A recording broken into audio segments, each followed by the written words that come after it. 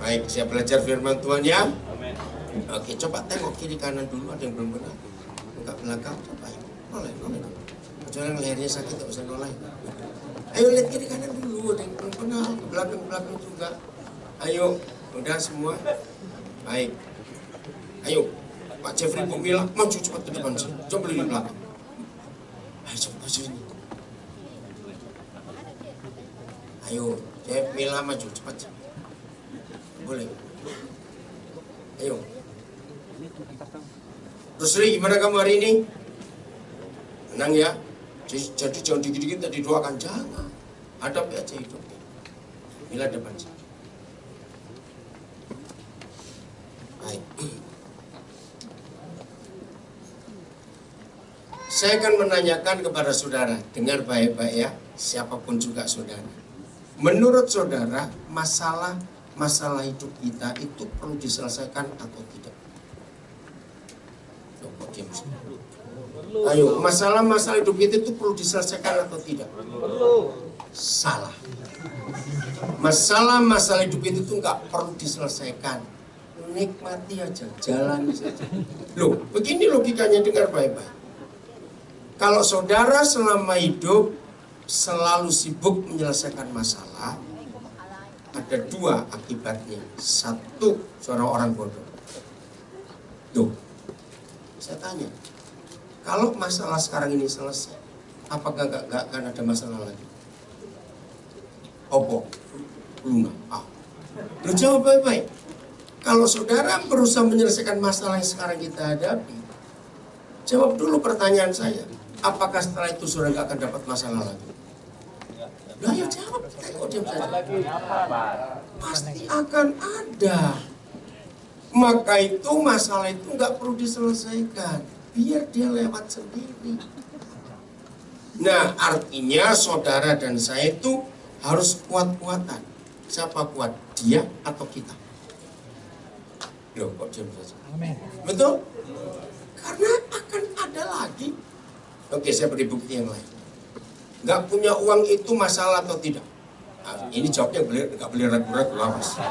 Gak punya uang itu masalah atau tidak? Salah. Loh, tunggu dulu. Berarti selama ini sudah gak pernah mikir hidupnya. Loh serius, kalau saudara jawabnya begitu semua gak pernah mikir. Dengarkan.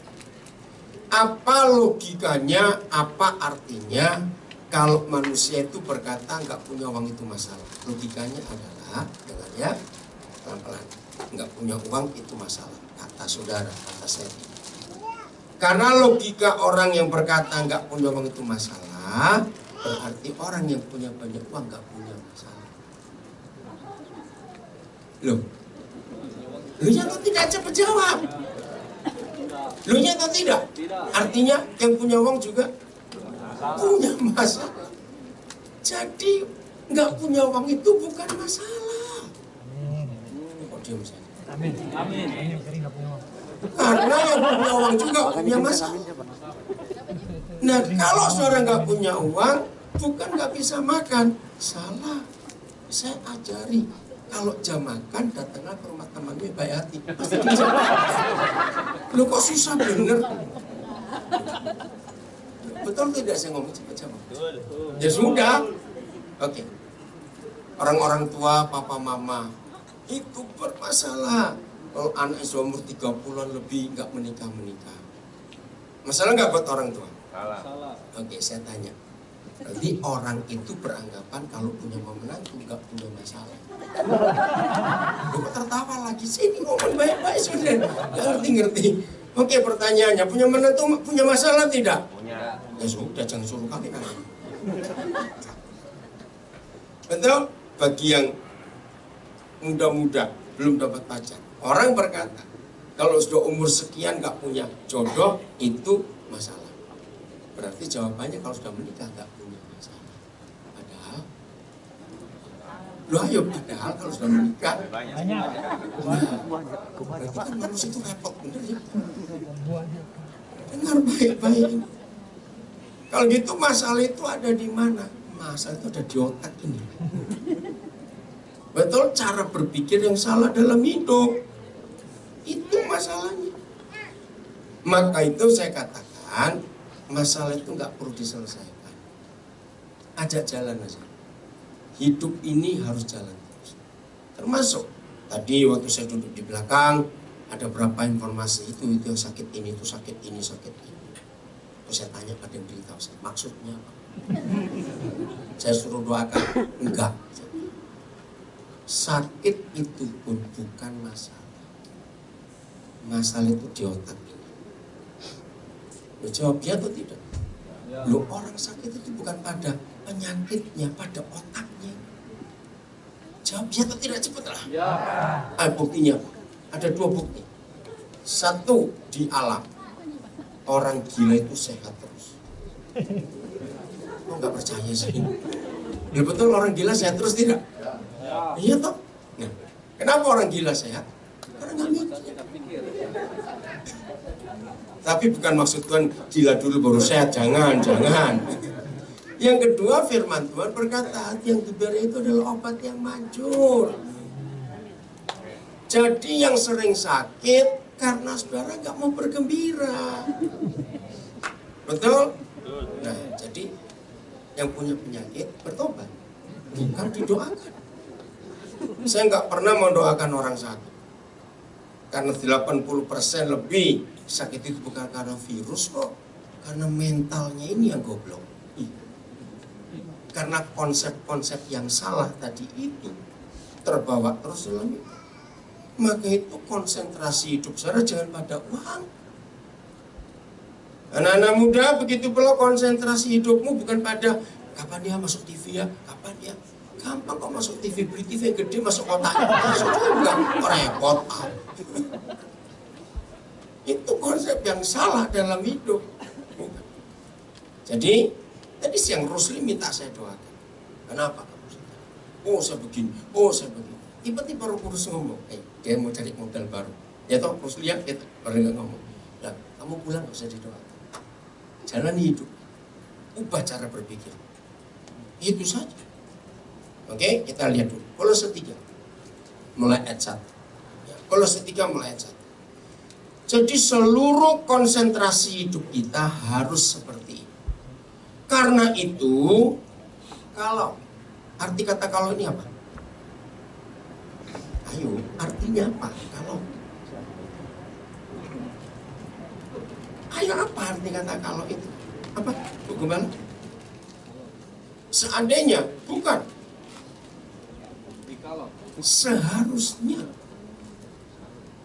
Seharusnya kamu yang sudah dibangkitkan bersama dengan Kristus. Nah, saudara dan saya sudah dibangkitkan belum bersama Tuhan Yesus? Sudah. Kalau enggak kita enggak akan di sini. Oke. Carilah, nah ini loh. Cari apa? Perkara yang di atas, di mana Kristus ada duduk di sebelah kanan Tuhan. Nah, masalah itu di pikiran kita. Terus ayat 2 betul. Pikirkanlah, kata carilah perkara yang di atas, itu pikirkanlah perkara yang di atas, bukan yang di bumi. Kata lain, pikirkan, cari, itu sama. Kerjakan yang jadi kerjaan Bapa di surga. Kan begitu Yohanes 4 ayat 34, makananku ialah. Ayo masa lupa, apa lupa buka dulu. Yohanes 4:34, cepat. Ini cara kita hidup. Kata Yesus kepada mereka, apa? Makananku ialah. Nah, melakukan kehendak dia, memutus bukan kontrol, tahu? Makananku ialah melakukan kehendak dia. Jadi ayat 2 dan ayat 1 dan 2 Kolose 3 itu artinya semua yang kita kerjakan, yang kita pikirkan, yang kita gumulkan, yang kita hadapi adalah pekerjaan Dia. Melakukan kehendaknya. Dari pagi kita bangun sampai malam kita tidur, kita harus terus sibuk mikirkan apa yang sedang Papa pikirkan. Bukan mikirkan diri kita sendiri, anak-anak yang sekolah. Ayo nanti kalau kamu lulus, untuk apa? Dia bilang, ya supaya ada calon mertua mau sayang saya. Awas kamu bilang begitu. Bukan, ijazahmu bukan untuk cari jodoh, awas kamu. Kamu sekolah sampai kuliah lulus, tujuannya supaya kalian betul-betul bisa jadi berkat buat orang. David dan Lily masih ingat Jackson di Manokwari? Ya, ini anak dari keluarga berantakan. Hari Kamis malam, ini Minggu ya, Kamis malam, dia berangkat ke Skotlandia, dapat beasiswa penuh dari pemerintah Papua Barat untuk ambil doktor. Luar biasa. Waktu dia berangkat saya doakan, dia menangis, saya ikut menangis juga. Tuhan luar biasa kasih. Dari nggak punya apa-apa. Aduh, waktu saya telepon dia di bandara, dia cerita, papi itu luar biasa Tuhannya, ya, Papa juga bangga. Pikirkan, hidup ini bagaimana punya dampak ke orang. Dan kalau dia lulus 3 tahun nanti, dia adalah satu-satunya dokter di bidang pertambangan yang dimiliki oleh Papa. Satu-satunya. Hebat sekali. Apa dampak hidup kita ke orang lain? Jadi sesibuk apapun saudara dalam urusan bisnis, urusan rumah tangga, urusan apa saja, siapkan diri saudara. Yang kita sibukkan adalah makananku ialah. Ayo kembali Yohanes 4:34. Makananku ialah melakukan kehendak Dia yang mengutus aku dan menyelesaikan pekerjaannya. Jadi 100% apapun yang kita buat harus mikir. Saya hamba Tuhan, tapi saya tidak full time. Saya nggak mau disebut full timer dalam gereja saya tidak. Saya punya banyak kesibukan, saya punya banyak aktivitas. Dan 100% semuanya untuk Dia. Ayat ini saya pakai, makanan. Kata makananku itu artinya ya sehari-hari apa kita.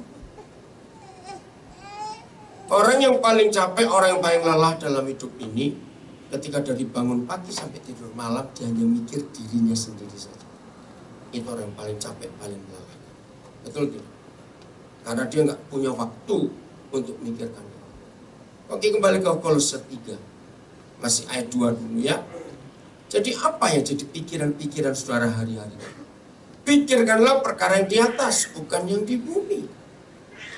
Apa pikiran di atas? Ayat 3. Sebab kamu telah mati dan hidupmu tersembunyi bersama dengan Kristus di dalam Tuhan. Ini yang membuat kita menang. Kita telah mati. Kalau orang mati nggak punya rencana apapun untuk dirinya, mati kok punya rencana berarti setengah mati itu. Mati itu mati. Tuhan yang menentukan dalam hidup. Nah ini konsep yang penting. Oke, jadi apapun juga dari anak-anak muda sampai kita yang paling tua selalu pikirkan apa konsentrasi yang terbesar yang harus kerjakan dalam hidup ini. Apa itu? Harus selalu memuliakan Tuhan, menyelesaikan pekerjaannya. Jadi nggak cuma urusan dalam gereja, tidak. Ini cuma seminggu sekali artinya. Tapi lebih daripada itu kita ada di luar. Bagaimana kita punya peran? Ya, saudara baca, saudara-saudara kita yang namanya tertulis di Alkitab. Bagaimanapun keadaan mereka, dari awal dipanggil semuanya, termasuk Yefta yang paling kacau hidupnya karena dia anak pelacur. Tapi saudara kita itu selalu punya impact, punya dampak ke orang lain. Ya atau tidak? Nah ini harus dipikirkan.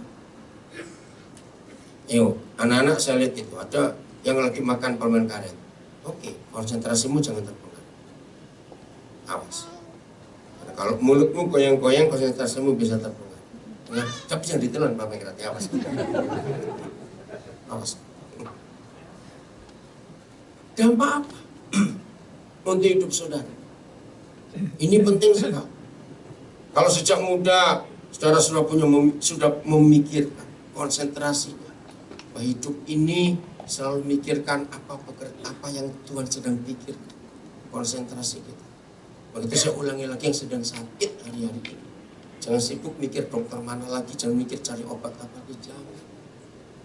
Saya tidak tahu berapa banyak di antara saudara yang bulan-bulan terakhir ini lagi gencar di sosial media kata self healing. Pada dengar itu, ternyata Tuhan itu sudah menciptakan sebuah kekuatan alamiah di tubuh kita masing-masing, bahwa kalau kita sakit lalu kita hidup dengan cara yang benar, termasuk pikiran yang sehat, tubuh ini bisa menyembuhkan dirinya sendiri dari enzim-enzim yang ada. Wah, terus yang ngikuti berita itu semuanya hebat juga.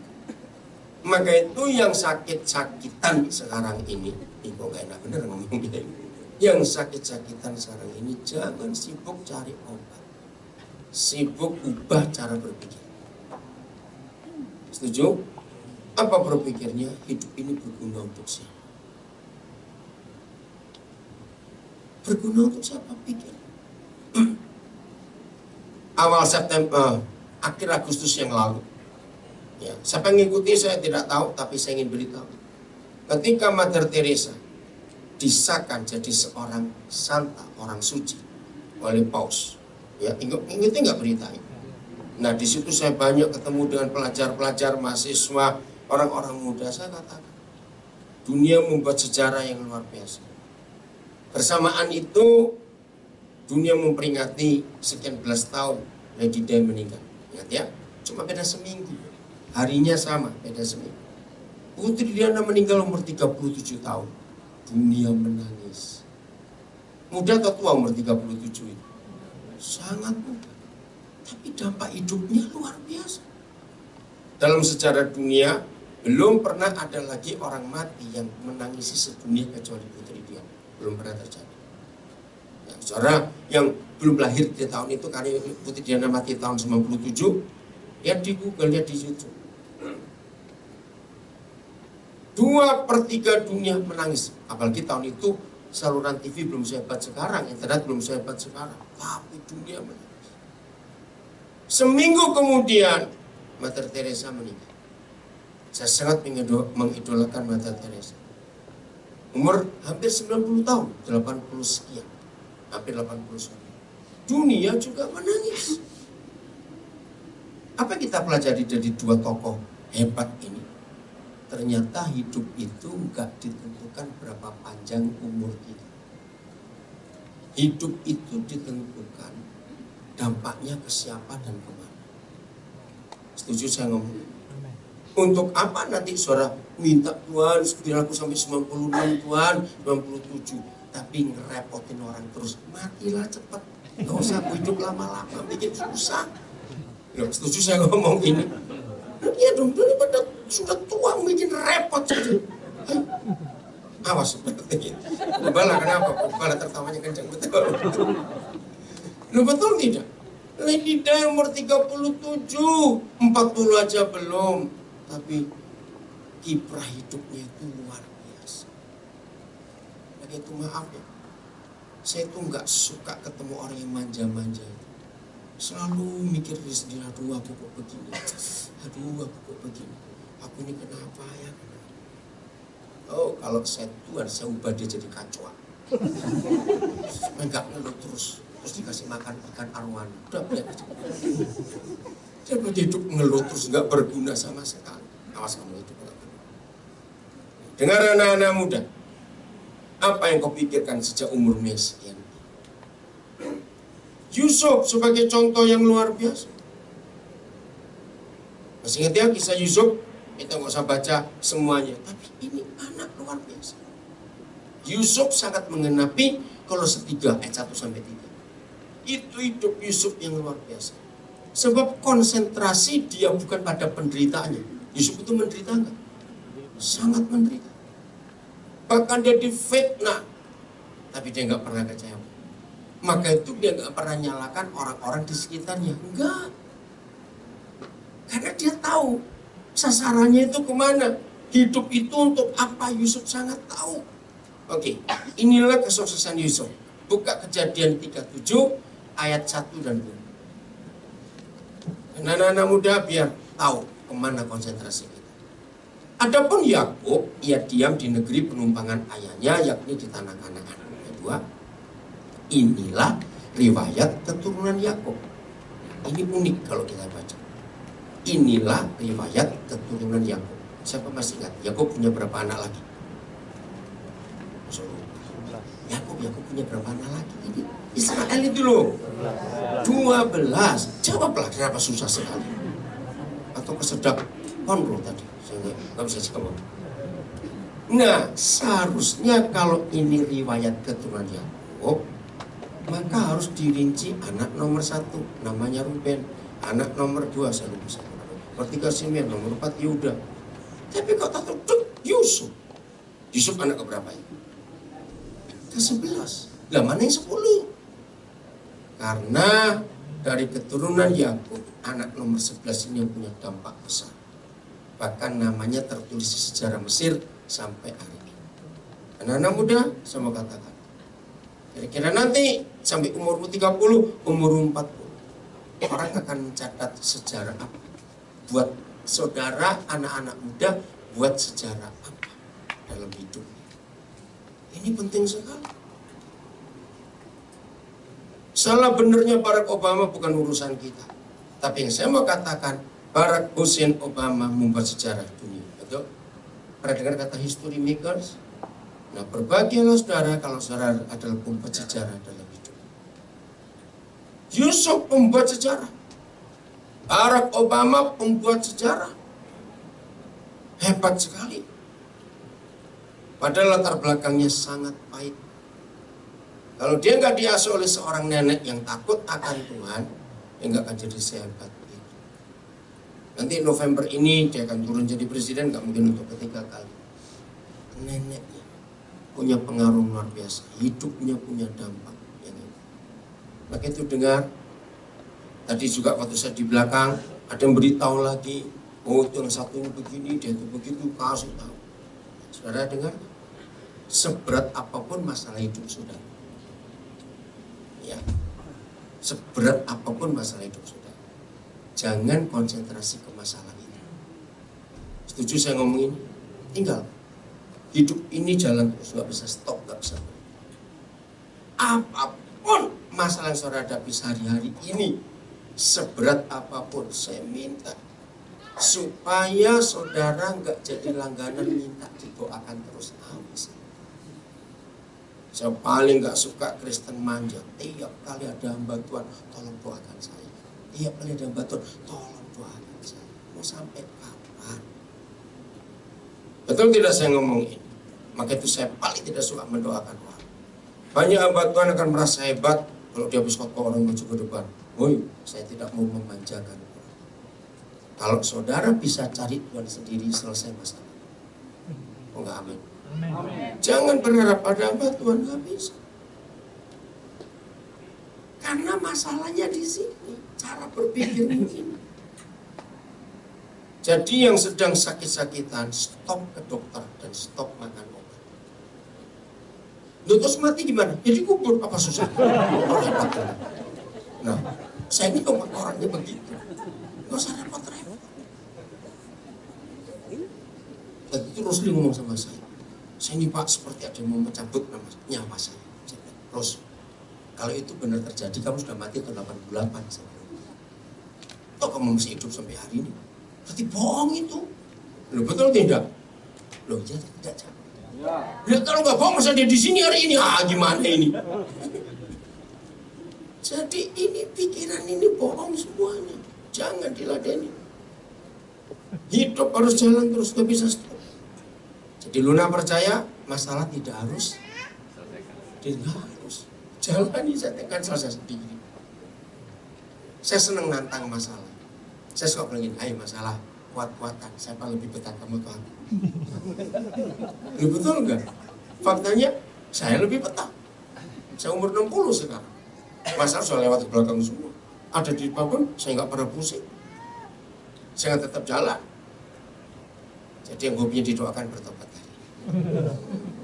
Waktu saudara doakan Allah. Tolong ya Pak Gembala, kalau ada hamba Tuhan datang ke sini, beritahu jangan doakan jemaat lagi supaya mereka ini dewasa. Supaya dewasa. Kalau kita bisa cari Tuhan sendiri, nggak ada masalah. Amin. Ya kembali Yesus. Kenapa dari 11 12 anak nomor 11 disebut duluan. Padahal kalimatnya jelas, inilah riwayat keturunan.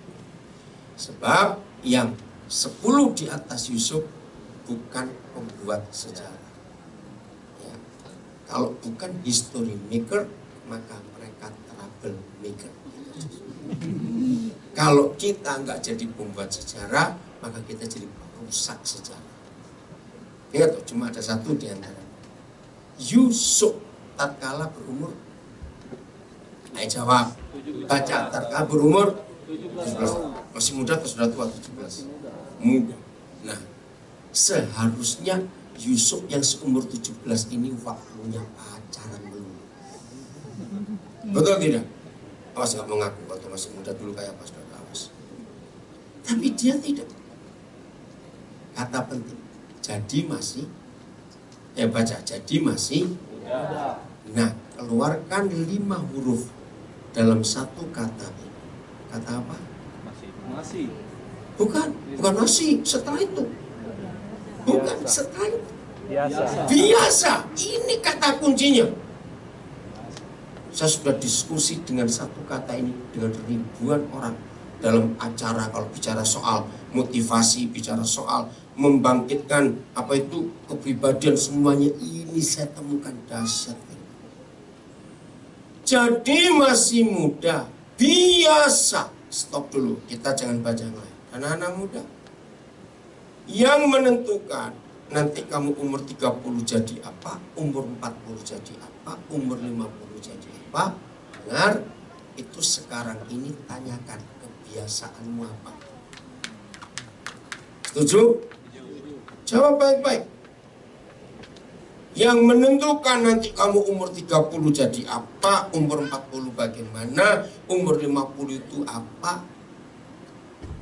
Bukan sekolahmu di mana, bukan kamu anaknya siapa, bukan kamu ke gereja mana, bukan. Yang menentukan adalah kebiasaanmu itu apa. Ini kata dahsyat sekali, firman. Ngerti nggak? Apa kata lain biasa? Sering, kurang kuat. Apa?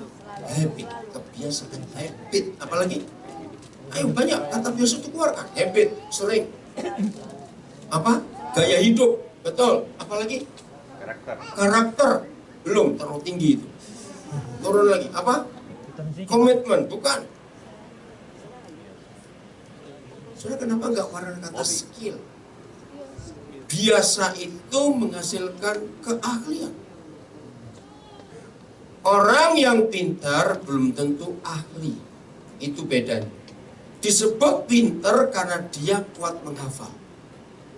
Tapi kalau orang itu ahli, nggak harus kuat menghafal. Anak-anak muda Indonesia dikenal di dunia kuat matematika waktu masih SMP, SMA. Tapi perguruan tinggi banyak yang gagal. Karena apa? Cuma kuat menghafal. Tapi bukan ahli. Ahli itu karena kebiasaannya. Kata lain, biasa itu terlatih. Catat itu baik-baik. Maka itu saudara ini terlatih di bidang apa? Ada nggak orang terlatih nipu? Loh, saya tanya, ada nggak orang terlatih nipu? Karena kebiasaannya nipu? Ada nggak orang kebiasaannya ngutang? Ada. Iya, ada nggak orang kebiasaannya bohong? Ada. Kebiasaannya malas? Ada. Banyak. Maka itu tanyakan apa kebiasaan saudara ketika masih muda. Orang yang sejak muda malas disuruh kuliah ke Amerika, lulus enggak? Enggak, jadi gajal pintu. Itu aja sudah. Orang yang sejak muda malas kasih modal 10 miliar, jadi atau habis? Habis. Karena terlatihnya salah. Saudara, ini hal penting. Contoh ya, mama-mama, papa-papa, kalau anak saudara jam sekolah nggak bangun, nggak usah dibangun, biarin. Yo serius, untuk apa ribut dengan anak yang suka tidurnya? Ini kan dia malu sendiri kalau berpari ke sekolah. Maka dia ngamen. Amin. Berarti yang salah saudara, nggak melatih anak saudara dengan baik. Jadi harus sadar betul akan hal ini. Jadi apa kebiasaan kita? Terlatih, skillful. Apa kebiasaan Yusuf? Apa keahlian Yusuf? Menggembalakan. Apa arti kata menggembalakan? Memelihara. Memimpin. Apalagi? Merawat. Apa? Memelihara. Penuntun. Betul. Apalagi? Menjaga. Ayo, cepat. Memelihara. Mengarahkan. Apalagi? Ini cara belajar Alkitab. Anak-anak mudanya selalu banyak tanya. Membaca sesuatu, ketemu satu kata, keluarkan. Bongkar itu, terus bongkar. Maka akan ketemu rahasia-rahasia yang luar biasa. Apalagi? Mengayomi. Banyak. Saudara, kata menggembalakan itu, dia orang yang terlatih jadi pemimpin sejak dia masih sangat muda. Karena menggembalakan kambing domba itu berat. Sebab mereka kan dablek kambing domba. Betul nggak? Suara pelototin. Mereka ngerti kan? Bukan. Yang ada punya pelotot balik. Suara pukul, dia cuma mbak. Betul nggak? Susah, nggak gampang. Tapi Yusuf terlatih. Dia mampu, maka itu kata biasa ini luar biasa. Dampaknya besar. Jadi anak-anak muda jujur pada dirimu sendiri. Apa sih kebiasaanmu? 70% kebiasaan anak-anak itu tergantung orang tua. Maaf saya ngomong. Kalau orang tuanya, entah ayah atau ibu, itu nggak pernah rapi, nggak pernah tertib. Pakaian kotor, pakaian bersih sudah nggak tahu lagi, harus diciumi dulu satu-satu. Aku lupa ini mana yang kotor, mana yang bersih. Itu sudah ngaco, itu loh keluarga kayak. Setuju saya ngomong? Nah itu sudah salah. Jadi hampir 80% anak-anak kita sangat tergantung pola hidup. Jadi kalau saudara masuk ke rumah orang, datang berantakan semua. Jangan salahkan anak-anak, salahkan papa mamanya yang berantakin semuanya. Hidup nggak pernah rapi, hidup nggak pernah tertib. Kebiasaan itu. Nah, anak-anak kita akan ikut, betul? Dan jangan salahkan mereka. Dari hal kecil dalam hidup sehari-hari, kita harus tahu konsep. Ya, selalu tanya. Jujur ya, hari ini saya minta anak-anak pulang diskusi dengan kakak adikmu. Karena ayat bersama-sama dengan, ayo baca bersama-sama dengan suara-suaranya. Suara tiri maksudnya. Anak-anak Bilha, anak-anak Silpa, kedua istri ayah. Jadi belajar untuk diskusi. Ternyata Yusuf nggak disukai oleh saudara-saudara yang lain, maka itu lapor ke papanya tentang kejahatan saudara-saudara. Nah, kakak beradik di rumah biasakan saudara dalam diskusi. Bahkan pulang dari sini saya minta dengan ayah ibu ulang diskusi. Ayo, mulai bagi tugas di rumah. Apa yang kelihatan berantakan mulai dirapi. Bagi tugas. Hati-hati orang-orang kaya yang bisa gaji pembantu.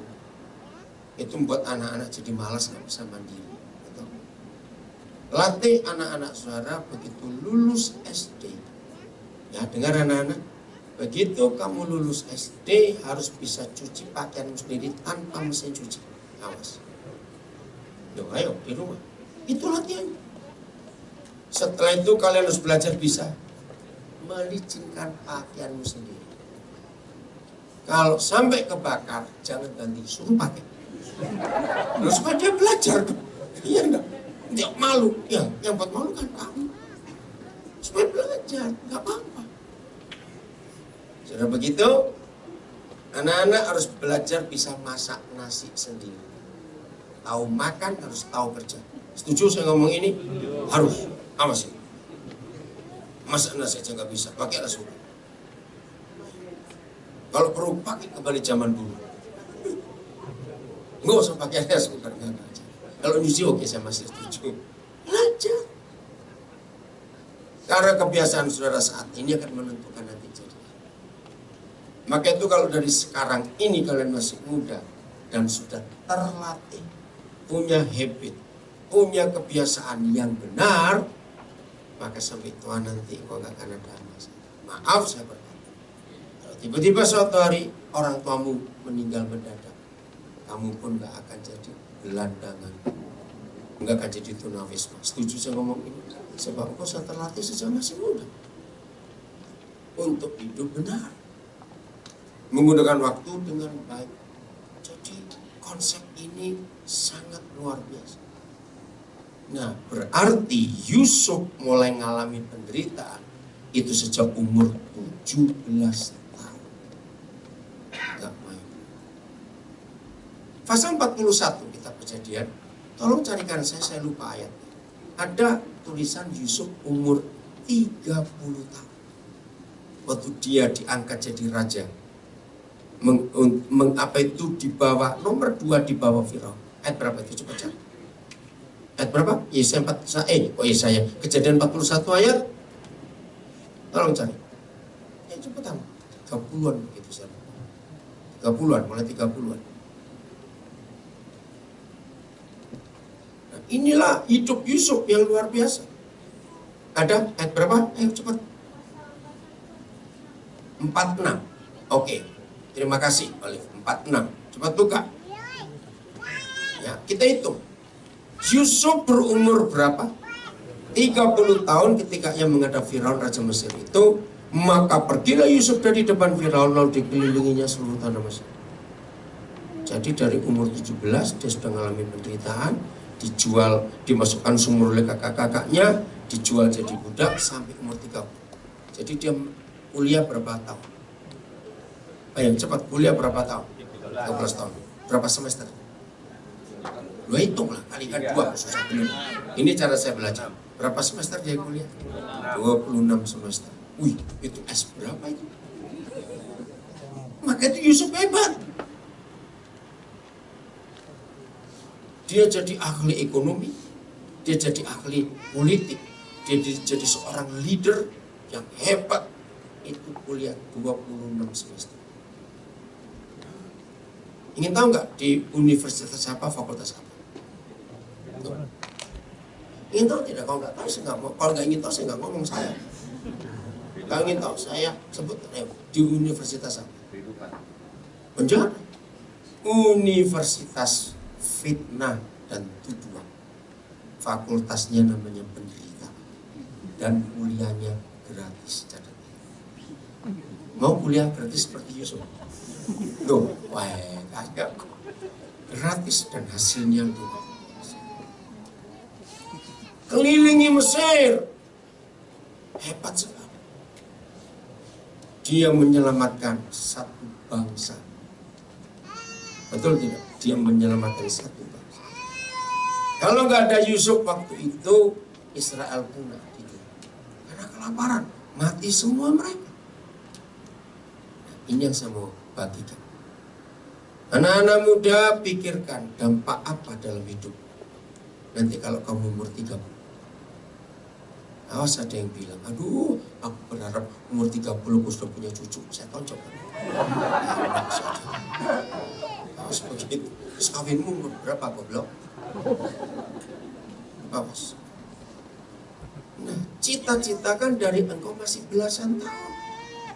Nanti di umur 30 aku ini jadi apa ya? Harus mikir dari sekarang. Yusuf ini luar biasa. Ayat 14, pasal 41. Ini tempat Yusuf kuliah. Kemudian Firaun menyuruh memanggil Yusuf. Segeralah ia dikeluarkan dari tutupan. Ini tempat kuliah dia, tutupan. Kalau saudara baca sejarah, lihat di Google, Mesir itu punya 4 macam penjara. Ya, cari di sejarah Mesir, saudara kan tahu. Penjara yang pertama ya penjara. Ya, orang bilang prison. Ya penjara seperti di Indonesia juga. Nomor 2 itu sel. Ya, jadi dalam penjara kalau narapidana ini kelakuannya buruk dia di sel. Jadi ada penjara di dalam penjara. Sama. Nah, nomor 3 ini baru tutupan. Tutupan itu untuk kriminal yang tingkat tinggi. Penjaranya berbentuk sumur di bawah tanah. Nggak ada sinar matahari. Catat baik-baik. Dan berdiri. Maaf, makan, minum, berak, kencing semuanya berdiri, termasuk tidur pun berdiri karena sempit. Bisa bayangkan. Sekian tahun lagi Yusuf mengalami tutup. Nah, nomor 4 itu dibuang ke padang gurun. Musa kena yang nomor 4. Ya, Musa kena yang nomor 4. Perhatikan. Kenapa Musa kena nomor 4? Karena dia cucu raja. Raja nggak sampai hati menghukum cucunya sendiri, itu dibuang. Nah, untuk dibuang ini tergantung fisiknya, dia kuat atau tidak. Tuhan melindungi Musa karena Tuhan punya rencana untuk Musa. Artinya, nah misalnya, ini misalnya, kalau saudara suruh milih yang mana? Saya tanya saja misalnya, milih cepat. Loh, kalau suruh milih kok ayo milih yang mana, cepat. Siapa gagal viral menangkap saudara? Betul? Ya Yusuf kena yang ketiga. Apa yang terjadi? Ia baca. Ayo, ia bukan dikeluarkan, ia terus bercukur. Nah, kenapa harus cukur? Kenapa harus cukur cepat? Bukan karena lagi, dia lebih dari monyet jelek. Sekian tahun di bawah tanah, nggak kena sinar matahari, ngeri. Sudah nggak tahu kayak. Dan berganti pakaian, pasti baunya luar biasa. Lalu pergi menghadap Firaun. Dengar ya, Yusuf minta kepada Tuhan nggak untuk punya mimpi, punya visi yang hebat jadi raja? Dia minta enggak? Enggak. Tuhan yang beri. Maka itu kita lihat pribadi yang satu ini luar biasa. Lagi sekali anak-anak muda. Kenapa dia bisa begitu? Karena konsentrasinya. Dia mengarahkan hidup. Maka itu saya ulangi yang sedang sakit-sakitan hari-hari ini. Sudah jangan sibuk ngurusin sakit. Sudahlah. Jalani saja. Ubah cara berpikir. Yusuf ini nggak cuma sakit. Kalau saudara baca pasal 39, karena waktu ya, nggak sempat pasal 39. Tolong anak-anak muda, tolong papa mama, ulang dari sini, nanti sebelum tidur, baca kisah kejadian 39, kejadian 41. Ini 2 pasal ini bagus. Awas ya kalau nggak baca. Diskusi di rumah. Yusuf itu difitnah. Maka itu saya sering berkata, untung Yusuf bukan orang Indonesia. Untung betul. Kalau dia orang Indonesia, rusak rencana. Loh, apa hubungannya? Orang Indonesia yang selalu bilang mumpung kesempatan.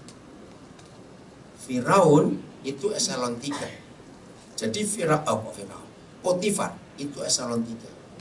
Setelah nomor 1 Raja Firaun, nomor 2 bagian staf menteri, ini nomor 3.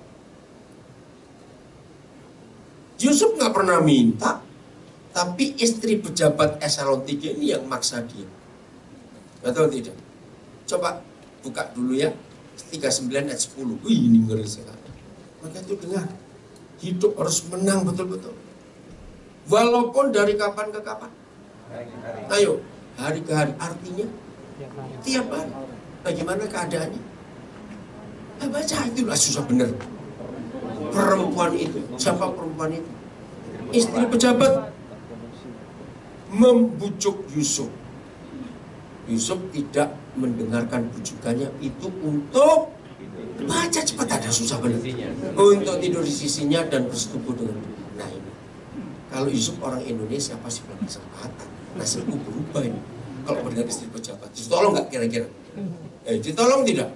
Pasti kalau orang Indonesia, ini kesempatan istri pejabat. Nah kira-kira istri ini akan ngangkat nggak nasibnya salah satu pegawainya ini?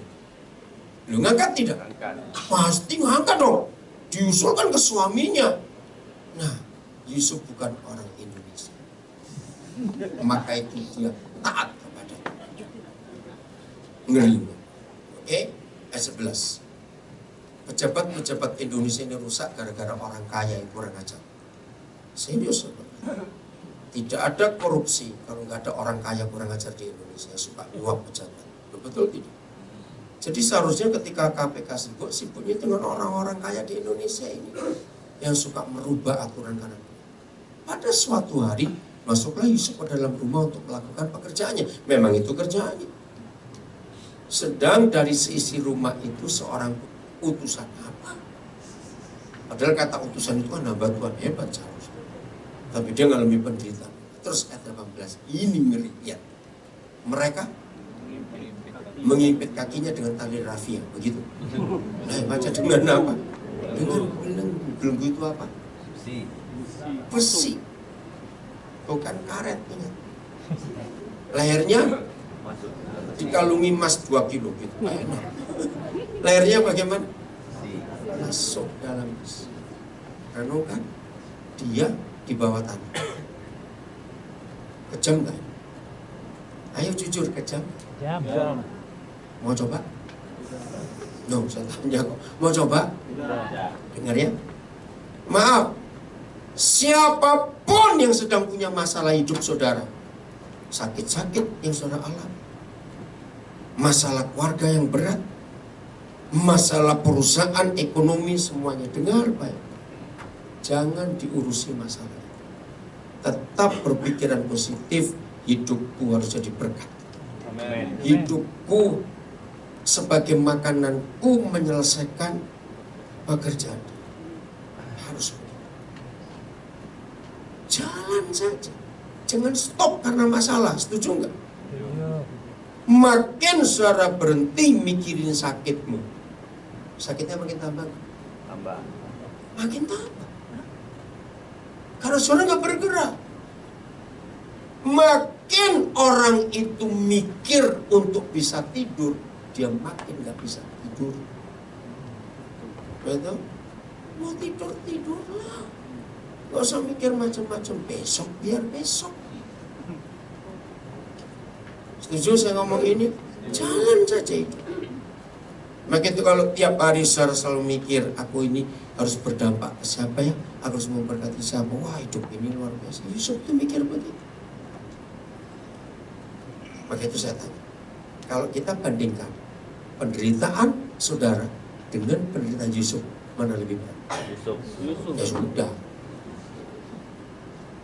Berarti maksudnya Yusuf tetap konsentrasi pada panggilan Tuhan. Oke. Dia mengalami ini karena ketaatannya kepada hukum Tuhan atau karena pemberontakan? Jawab. Ketaatan untuk hidup kudus. Ayo mikir. Jadi kalau Yusuf mau menuruti keinginan istri Potifar, hidupnya lebih enak gak dari yang sekarang ini? Nah, tapi masalahnya itu gak berkenan kepada Tuhan. Bisa gak Yusuf berpikir gini, Tuhan, kalau aku tahu taat pada perintahmu, penderitaan hasilnya, aku lebih baik berzina saja. Bisa gak dia berpikir? Bisa. Nah, tapi kenapa dia tidak? Karena dia punya sasaran. Pikirannya ada di atas, bersama-sama dengan Tuhan, bukan di bumi ini. Kalau Yusuf pikirannya di bumi, rusak semua ini rencana Tuhan. Ingat tuh, divonis seumur hidup tanpa diadili dan tidak ada kesempatan membela. Secara logika, habis nggak hidup? Habis, tinggal tunggu mati aja. Tapi anak muda ini luar biasa. Umur 30 dia menjadi history maker dalam lewat penderitaan yang begitu. Dengarkan semua orang percaya ayat 19. Ya, harusnya seperti ini hidup kita. Ayat 19, Mazmur 105. Sampai kapan? Ayo, sampai saat firman-Nya sudah genap. Dan janji Yahweh membenarkannya. Apa arti ayat ini? Dalam ilmu hukum, artinya apa? Ya, dalam ilmu hukum artinya. Loh, artinya apa dalam istilah hukum? Apa? Kebenaran pasti menang, betul. Lagi, naik lagi untuk Yusufnya. Dalam status, dalam istilah hukum, Yusuf ini ngalami apa? Inkrah, bebas. Bukan cuma itu, naik lagi. Pembersihan namanya. Loh, betul tidak? Berarti nama Yusuf dibersihkan nggak ini? Bersihkan. Yang tadi dianggap salah itu selesai. Karena ada dan janji Yahweh membenarkannya. Betul, ini inkrah, ini bebas, murni. Tapi gak cuma itu, nama pencemaran namanya dibersihkan. Oleh siapa? Oleh Tuhan yang dia percaya. Saya ulangi lagi, yang sedang punya masalah hari-hari ini, mau sakit ini, mau sakit itu, hari ini. Saya mengikuti sejarahnya Steve Jobs. Saudara, iPad itu ditemukan ketika Steve Jobs sudah kena kanker stadium 4, kanker pankreas. Yang logikanya nggak mungkin. Bagaimana orang kena kanker, kau sudah menciptakan yang sekarang dunia sangat diberkati. Dan terus 3 minggu sebelum dia meninggal, dia masih menitipkan kepada penerusnya penemuan dia. Itu yang saya kagum. Dalam keadaan kesakitan seperti itu, Steve Jobs tetap memikirkan dampak untuk dunia. Bisa nggak Steve Jobs mengasihi diri sendiri? Loh, bisa nggak? Bisa. Apa jadinya kalau dia mengasihi diri sendiri? Duh, aku kok celaka sekali ya. Aku ini kok orang nggak beruntung bener ya. Duh, aku kok sial sekali. Kira-kira kalau Steve Jobs seperti itu, ada penemuan-penemuan baru? Tidak. Dan apa yang dia tinggalkan, dikembangkan oleh penerus, itu karena ide dia dalam kondisi sakit. Dan bukan sakit panu, catat itu bagian. Sakit apa? Kanker. Kanker. Itu kalau baru panu sudah panik, goblok kamu. Begitu saya ini paling jengkel dengan orang manja-manja. Ingat, kalau saya Tuhan orang-orang gitu saya jadikan acuaknya jantung tadi. Daripada hidup gak berguna, untuk apa? Bikin repot orang saja. Jadi yang punya sakit hari ini bagaimana? Udah usah belum. Stop tadi dokter, stop cari obat. Jalani hidup ini. Pasti sembuh sendiri. Tertawalah sepanjang hari, tapi jangan terus-terusan tergila. Karena hati yang gembira adalah obat yang mantap. Jadi Yusuf itu mengalami penderitaan yang gak main-main, tapi dia maju terus dengan konsentrasi pada perkara-perkara yang di atas. Bagaimana bisa menyelesaikan? Dan ini sungguh luar biasa kemuliaan. Maaf ya, saya cuma cerita. Tadi kami ketika siang saya lagi cari makan sama Pak Gembala, atau istri saya telepon. Kenapa itu? Cepat buka Metro TV. Ya, ada di jalan. Ternyata pelayanan kami itu disiang masuk Metro TV lagi di Newslock. Ribut itu. Semua yang tahu tuh kontak saya tadi. Maaf ya saudara. Di Indonesia ini, kalau saya tidak salah, semua bulan buat Tuhan. Saya satu-satunya pendeta yang sering masuk TV bukan karena khotbah. Saya ini hampir gak pernah diundang satu TV untuk khotbah. Saya gak suka. Tapi saya sering masuk TV karena yang saya buat untuk bangsa ini.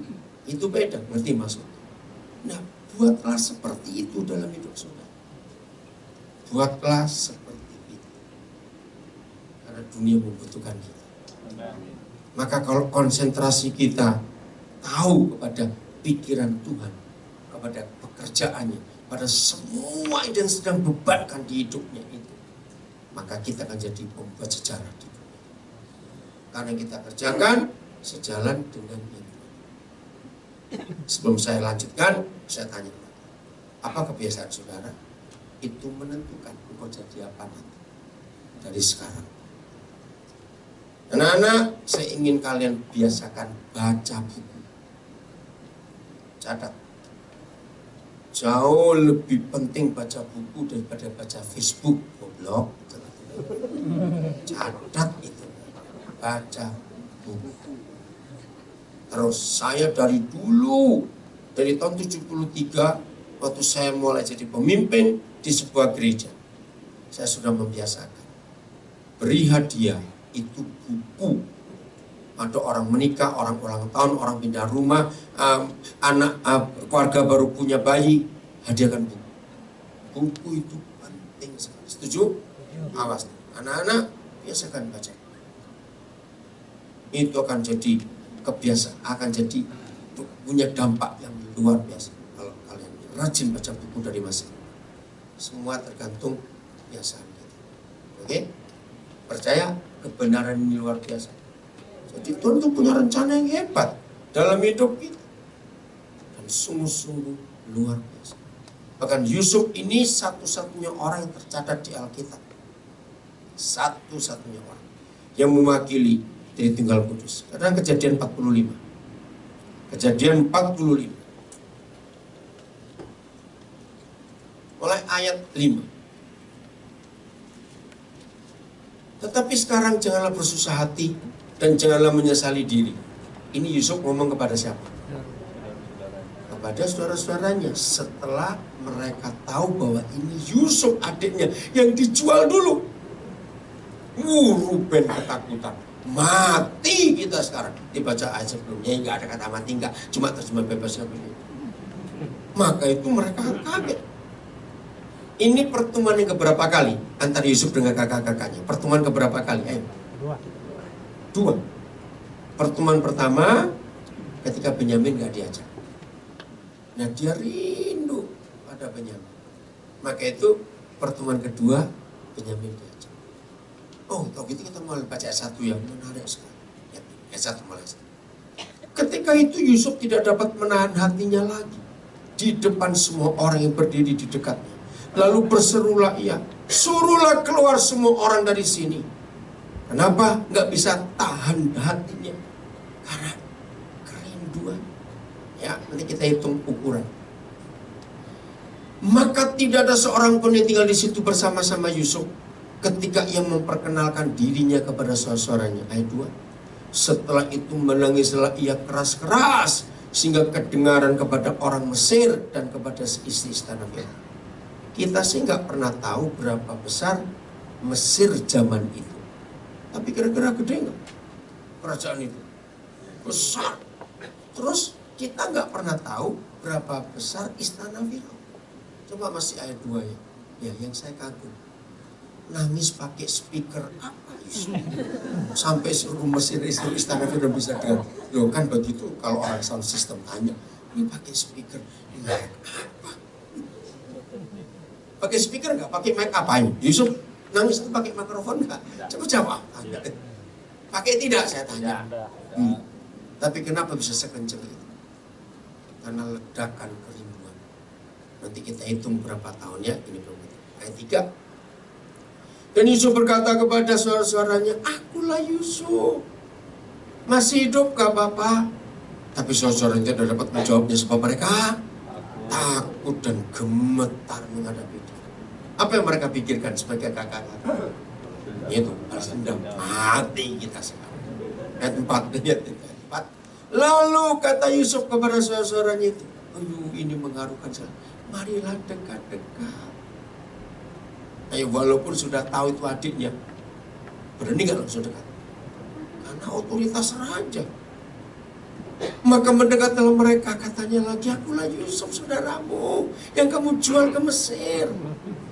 Wih, bisa bayangkan ya, kira-kira kalau saudara dan saya jadi kakak-kakaknya bisa kencing celana.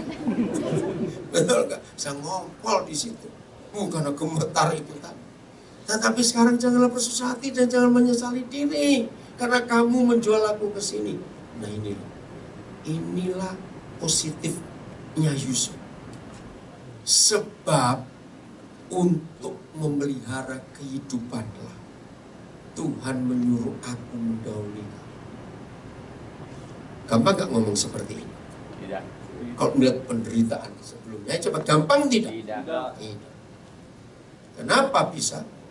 Karena konsentrasi Yusuf bukan ke dirinya, bukan mikirin nasibnya. Maka dia suka merun nasib. Bertobat. Bangkit. Siapapun saudara, enggak ada alasan untuk mengeluh. Amin.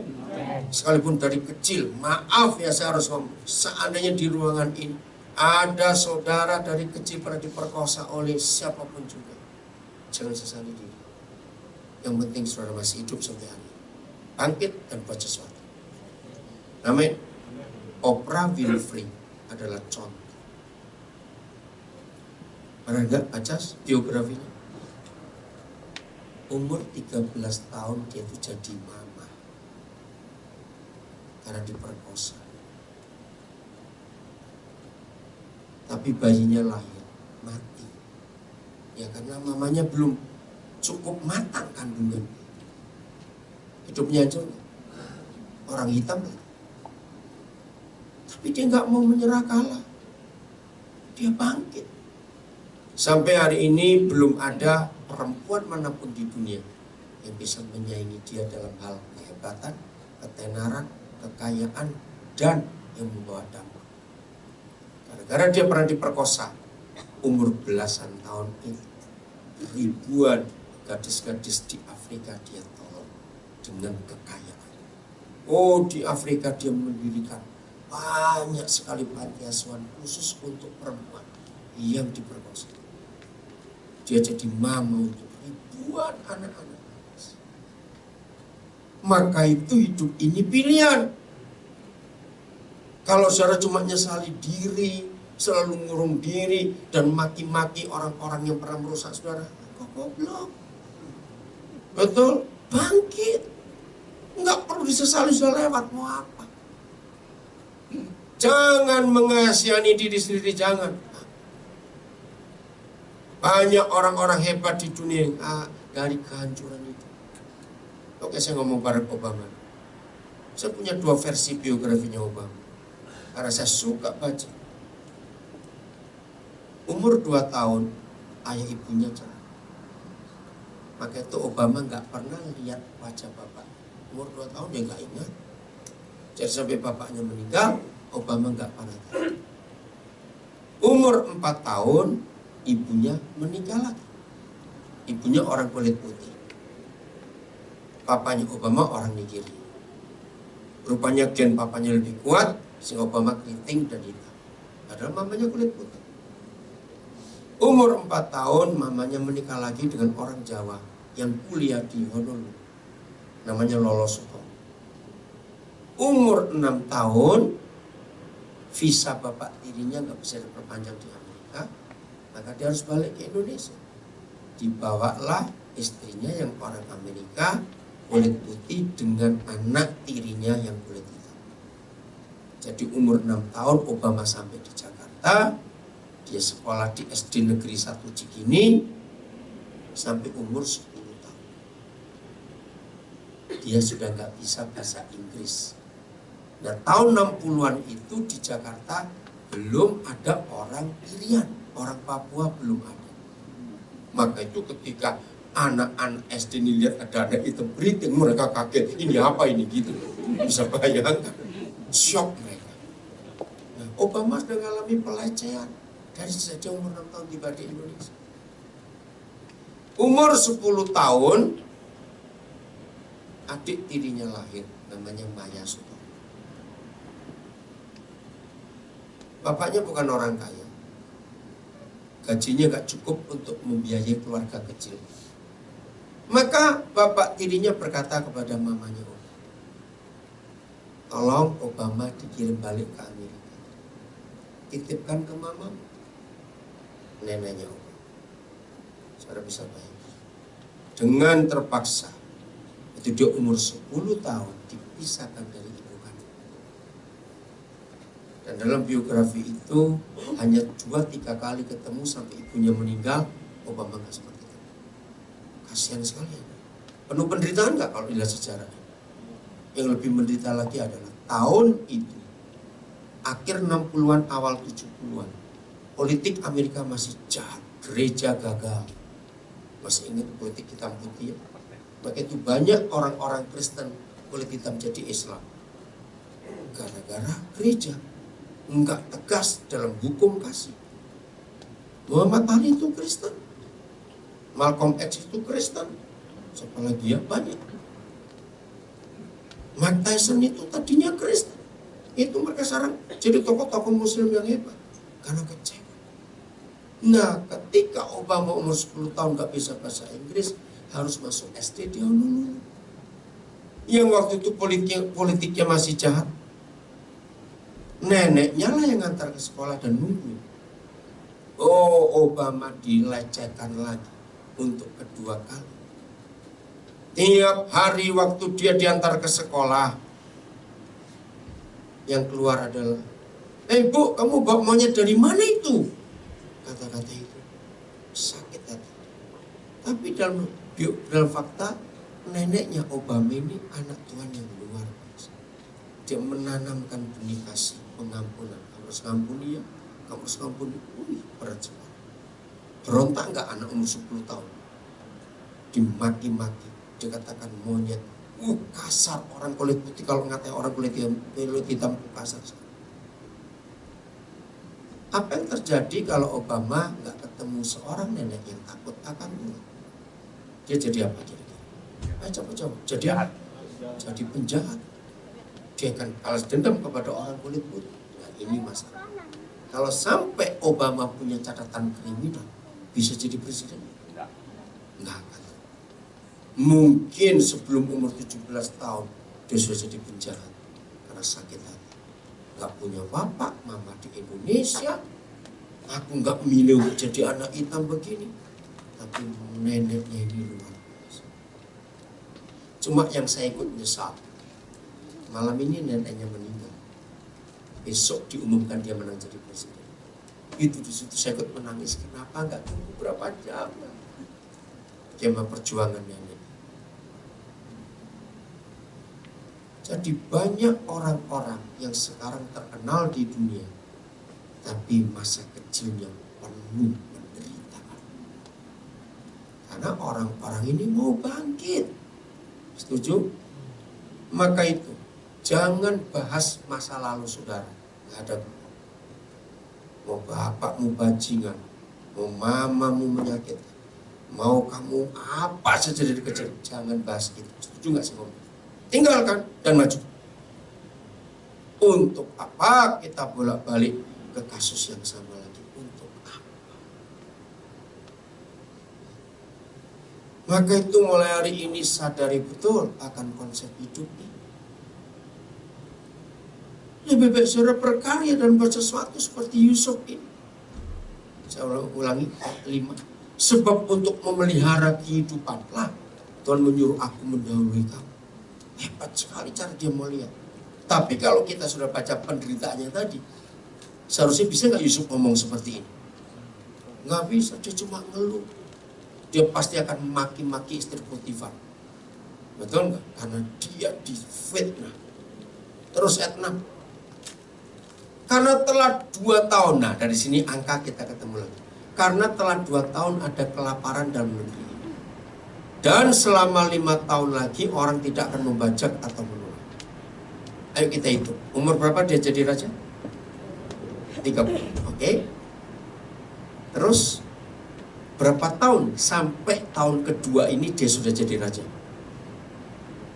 Bukan. Ini kan sudah waktu kelaparan. Kan ada musim kelimpahan itu musuh nggak dihitung. 7 tahun. Berapa tahun? 7 tahun ditambah 2. Dari umur 17 sampai dia umur 39 tahun. Baru ketemu kakak-kakaknya dan adiknya. Jadi berapa tahun? 22 tahun. Maka itu dia meledak nangis. Karena 22 tahun dia rindu. Apalagi zaman itu belum ada WhatsApp. Ngerti maksudnya? 22 tahun. Maka itu nangisnya sekencang itu, walaupun tanpa mikrofon. Ledakan yang tersimpan 22 tahun.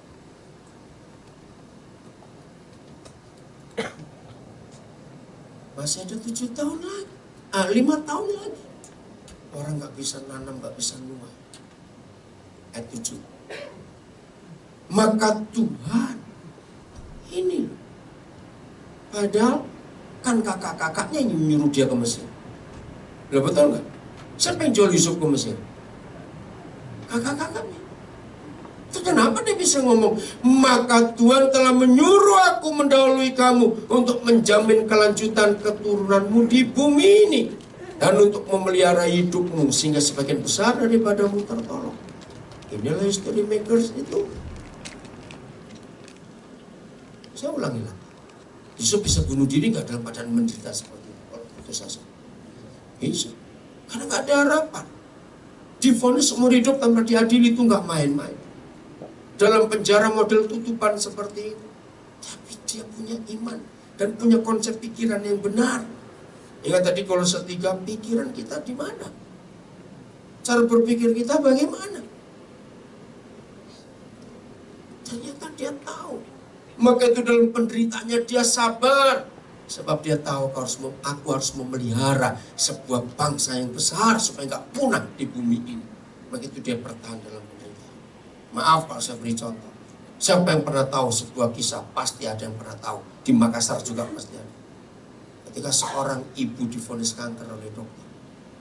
Dan dokter bilang maksimal umurnya 4 bulan. Tapi bisa sekian tahun masih hidup. Karena dia lihat anak-anak. Karena itu kisah seperti itu. Kenapa dia punya semangat untuk hidup? Walaupun sudah sakitnya begitu parah. Karena dia ingin melihat anak-anak ini. Dan ibu itu bisa berjuang. Ngerti nggak contoh ini?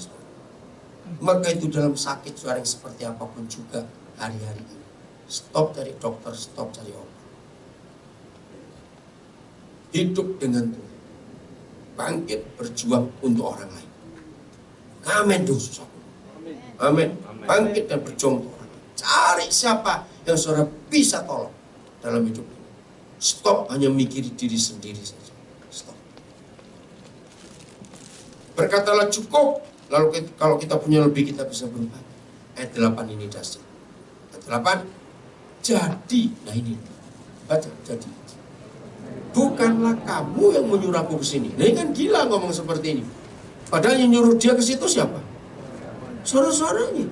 Tapi dia bisa berkata bukan kamu. Tapi Tuhan.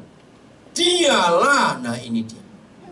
Satu-satunya pribadi di seluruh Alkitab. Satu-satunya pribadi yang mewakili Tritunggal Kudus. Sebab dialah yang telah menempatkan aku sebagai ayah bagi Firaun. Padahal baru umur 39. Kita nggak tahu Firaun umur berapa waktu itu. Kemungkinan lebih tua Firaun atau lebih tua Yusuf. Kemungkinan. Lebih tua Firaun atau lebih tua Yusuf. Jelas. Bagaimana orang lebih muda jadi bapaknya orang lebih tua? Kalau bukan Tuhan, apa arti menjadi papa bagi Firaun? Dengan Yusuf, Firaun merasa aman hidup. Kerajaannya terjamin. Itu artinya papa. Dan menjadi Tuhan atas seluruh istananya. Menjadi Tuhan. Ini Yesus. Dan sebagai kuasa. Ini Roh Kudus atas seluruh Mesir, tanah Mesir. Tapi lihat penderitaannya. Berat? Sangat berat. Tapi dia bisa ngomong seperti ini. Maka itu saya katakan lagi. Seberat apa penderitaan saudara hari-hari ini. Ya. Jangan minta didoakan. Semoga amin. Waktunya saudara mendoakan orang lain. Seberat apapun perintah saudara, lebih berat Yusuf atau saudara? Ayo, lebih berat Yusuf atau saudara? Cepat jawab. Jelas Yusuf. Dia aja nggak ngomel, dia aja punya kata-kata positif. Jadi lagi sekali lunak, nggak perlu diselesaikan, jalan. Sorry yang ngomongin kamu terus. Ya, karena dia ngomong tadi harus selesaikan, nggak bisa. Coba kembali ke Yusuf. Kalau sampai Yusuf menyelesaikan masalahnya, misalnya ada pengacara bisa nolong dia, ceritanya lain. Lainnya di mana? Gak akan ada ayat-ayat ini, gak akan ada. Entah Yusuf jadi apa nggak tahu, sudah bebas. Karena bukan itu rencana Tuhan. Rencana Tuhan yang seperti ini. Ayat 9. Segeralah kamu kembali kepada Bapa dan katakanlah kepadanya, beginilah kata Yusuf anakmu, Tuhan telah menempatkan aku. Kembali dia ngomongnya positif. Tuhan, bukan kakak-kakak, yang telah menempatkan aku sebagai Tuhan atas seluruh Mesir. Datanglah mendapatkan aku, janganlah tunggu-tunggu. Hebat. Berarti Yusuf ngampuni. Siapa yang diampuni? Istri Potifar dan kakak-kakaknya semua diampuni. Saya ngomong lagi, siapapun yang merusak hidup saudara berapa tahun yang lalu, saya ulangi, siapapun yang merusak, menghancurkan hidupmu, jangan ingat-ingat lagi, jalan terus. Amin. Jangan berhenti di kasus itu, tinggal. Siapapun pernah menipu saudara sampai habis bangkrut misalnya tahun 80-an, tahun 90-an, jangan ngomongin itu. Sebab di depan Bapa di surga masih punya banyak hal untuk kita masing-masing. Amin. Ini harusnya begitu hidup.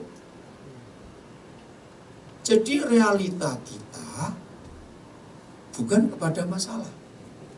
Saya ulangi, realita kita bukan pada masalah kita. Realita kita adalah apa yang Tuhan sedang buat untuk kita. Itu fakta. Setuju saya ngomong ini? Saya akan akhiri dengan ayat ini. 2 Korintus 5 ayat 7. Lagi sekali, yang sedang punya masalah, sakit, bangkrut, difitnah orang, ditipu orang, ya apa sajalah. Maaf saya bisa berkata diperkosa pun, stop, gak usah ngomong. Ayo kita baca sama-sama. 1, 2, 3. Sebab hidup kami ini adalah hidup karena percaya, bukan karena ini ayat dahsyat sekali. Saya gunakan firman ini sampai maka itu saya bisa berkata tadi kepada saudara, masalah itu nggak perlu diselesaikan. Dia kan selesai sendiri, jalani saja. Oke? Nah, fakta adalah masalah sekarang. Yang sakit, yang bangkrut, yang punya masalah, anak-anak muda, awas kamu. Umur 16 sudah putus pacar 3 kali. Goblok. Awas. Itu bukan masalah, itu karena kesalahan. Coba suruh pacaran masih kecil. Awas. Pikirkan yang positif. Karier harus kau kejar lebih dulu. Masa depan. Nah, yang ke depan ini kita sudah lihat atau belum? Belum. Itu maksud ayat. Hidup ini karena percaya. Yusuf melihat apa hari-hari itu? Penderitaan. Tapi dia nggak mau lihat penderitaannya. Dia mau melihat yang dia belum lihat. Yaitu visinya. Dia akan jadi orang hebat. Nah, itu yang dia lihat. Dan itu sungguh luar biasa. Saudara, tolong kalau masih sempat, selama dari bulan Agustus kemarin, tanggal 17 Agustus nggak salah, media Indonesia itu akan memuat sekian puluh tokoh anak muda yang berhasil di dunia. Nah, ini berapa hari karena sibuk, kemana saya titip dan suka saya sibuk nggak sempat ada. Ya, saya kumpulkan data-data seperti itu. Yang saya baca orang Cianjur, ini Minggu, Sabtu, Jumat, Kamis saya baca. orang Cianjur. Sekarang dia menjadi orang satu-satunya orang di dunia yang ahli dekorasi tar. Bahkan artis-artis Hollywood minta dia. Sekarang dia tinggal di Australia. Orang Cianjur. Hebat sekali. Nah, dia berangkat ke Australia dengan gambling, untung-untungan. Tapi dia jadi orang hebat. Saya suka mengumpulkan data-data seperti itu. Ternyata hampir semua orang sukses yang sekarang susul kecilnya nggak sukses. Tapi mereka nggak mau nyerahkan. Ayo, siapa penemunya WhatsApp? Ayo, penemunya siapa? WhatsApp. Penemunya siapa? Jangan bilang daeng siapa, awas. Saudara pakai barang ya, orangnya itu berdosa besar, tahu. Yan Kong. Cepat lihat di Google. Yan Kong. Ya. Itu pendiri. Umur 16 tahun. Dan dibawa ibunya ke Amerika. Dalam keadaan miskin. Ibunya sudah kena TBC berat. Maksud mamanya, ya anak gak punya papa. Maksud mamanya supaya anak ini punya kehidupan baik. Dari Ukraina sampai Amerika, dia kerja malam. Tunggu supermarket tutup, dia ngepel, dia nyiram kotoran sampah-sampah itu.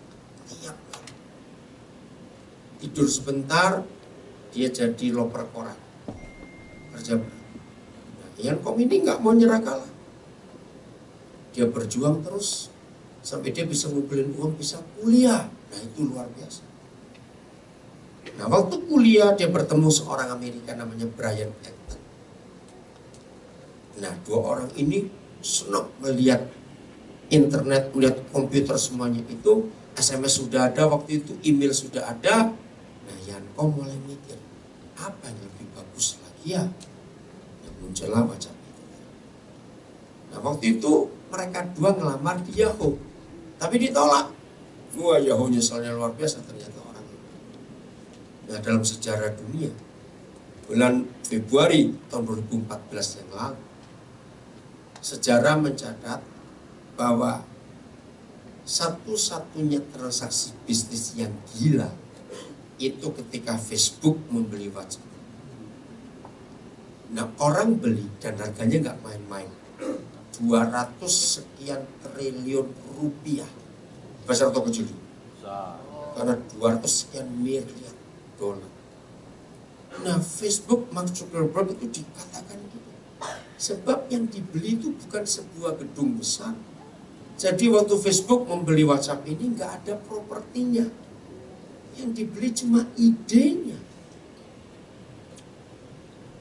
Nah, yang lebih gila lagi, dalam sepanjang sejarah manusia dari Adam ditulis sampai tahun 2014 bahkan sampai 2016 pun nggak pernah ada sebuah perusahaan transaksi bisnis sampai ratusan miliar tanpa ada barang. Aneh bukan? Kira-kira saudara mau beli gitu nggak? Nggak ada propertinya, apa nggak ada bangunan, nggak ada tanah, nggak ada. Waktu penandatanganan jual beli itu, saya ikuti berita di CNN. Saya ikut menangis melihat Yan Kong mintanya begini, Mark, buat transaksi jual beli di gedung gereja ketika aku dan ibuku datang pertama kali ke Amerika, dan tiap hari kami diberi makan gratis di situ untuk tunawisma. Begitu selesai tanda tangan, saya lihat di CNN, Yan Kong berdiri di pintu gereja itu depan, kepalanya bersandar di dinding, dan dia menangis. Dia ngomong gini, Ma, apa yang Mama perjuangkan, Mama sudah meninggal, anakmu berhasil sekarang. Luar biasa. Walaupun mamanya nggak tahu, tapi dia berterima kasih. Nggak ada orang gila bahwa seorang yang nggak punya masa depan berangkat dari Ukraina umur 16 tahun. jadi orang kaya luar biasa. Ngerti? Saya beri contoh-contoh tadi sebagian yang bukan Kristen, tapi mereka punya hidup yang luar biasa. Maka itu anak-anak muda, saudara-saudara semua, catat apa kebiasaanmu hari-hari ini. Dan hiduplah karena percaya, bukan karena melihat. Yang kita lihat adalah masalah. Betul? Saudara lihat sakit di tubuh. Ada yang melihat kebangkrutan sekarang. Tinggalkan. Jangan stop di situ. Setuju saya ngomong ini? Loh, ya atau tidak? Jangan jawab. Bang, raihlah sesuatu untuk kemuliaan Tuhan. Dan saudara bisa menyelamatkan banyak orang. Dan nama Yesus dikenal oleh banyak orang karena saudara. Harusnya begitu hidup ini. Jangan lihat yang di awan-awan, terus lihat fakta. Pada perkara-perkara besar yang kita bisa kerjakan ke depan. Setuju ya? Percaya ada harapan dalam Tuhan? Amin. Percaya saudara akan jadi orang-orang hebat nanti? Betul? Maka itu saudara hidup nggak ditentukan kekayaan orang tuamu saat ini, tidak. Saudara hidup ditentukan bagaimana pandanganmu itu. Pikirkan perkara-perkara di atas. Maka itu buatlah firman Tuhan itu jadi motivasi kita yang luar biasa. Makin hari saya belajar firman, saya makin kagum. Hebat sekali. Bisa dipercaya. Percayakan jadi orang-orang berhasil, orang hebat. Tuhan memberkati kita semua. Selamatkan banyak orang dan nyatakan Yesus kepada dunia. Sampai ketemu lagi, Tuhan memberkati saudara.